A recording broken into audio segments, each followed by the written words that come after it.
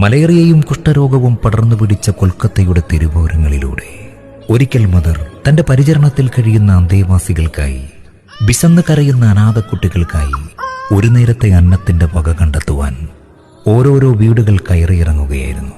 അപ്പോൾ മനോഹരമായൊരു രമ്യഹർമ്മ്യം മദറിന്റെ ശ്രദ്ധയിൽപ്പെട്ടു. കൊട്ടാര സദൃശമായ ഈ വീട്ടിലേക്ക് കടന്നു ചെന്നാൽ എനിക്ക് വെറും കൈയോടെ മടങ്ങേണ്ടി വരില്ല, മദർ മനസ്സിൽ കരുതി. അങ്ങനെ മദർ ആ വീട്ടിലേക്ക് കടന്നു ചെല്ലുവാൻ തീരുമാനിച്ചു. വീടിന്റെ ഗേറ്റ് മെല്ലെ തുറന്ന് മദർ ആ വീട്ടിലേക്ക് കടന്നു ചെന്നു. വീടിന്റെ പൂമുഖത്ത് ചാരുകസേരയിൽ ധനാട്ടിനായി ഒരു മനുഷ്യനിരിക്കുന്നു. അപരിചിതയായ ആ സ്ത്രീയെ കണ്ടപ്പോൾ ആ മനുഷ്യൻ രൂക്ഷമായി നോക്കി. മദർ തന്റെ ആവശ്യം അറിയിച്ചു. ശുഭിതനായ അയാൾ തന്റെ മുന്നിൽ കൈനീട്ടി നിൽക്കുന്ന മദറിന്റെ പവിത്രമായ വലത് കൈയിലേക്ക് കാർക്കിച്ചു തുപ്പി.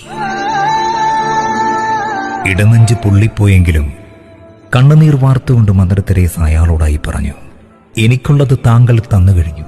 ഇനി എന്റെ കുഞ്ഞുങ്ങൾക്ക് എന്തെങ്കിലും തരൂ.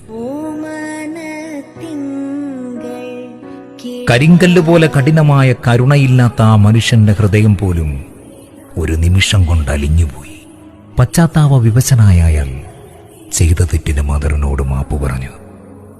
മദറിനേക്കാൾ സ്നേഹിക്കുന്ന തന്റെ അനാഥക്കുട്ടികൾക്ക് ധാരാളം പണവും ധാന്യങ്ങളും നൽകി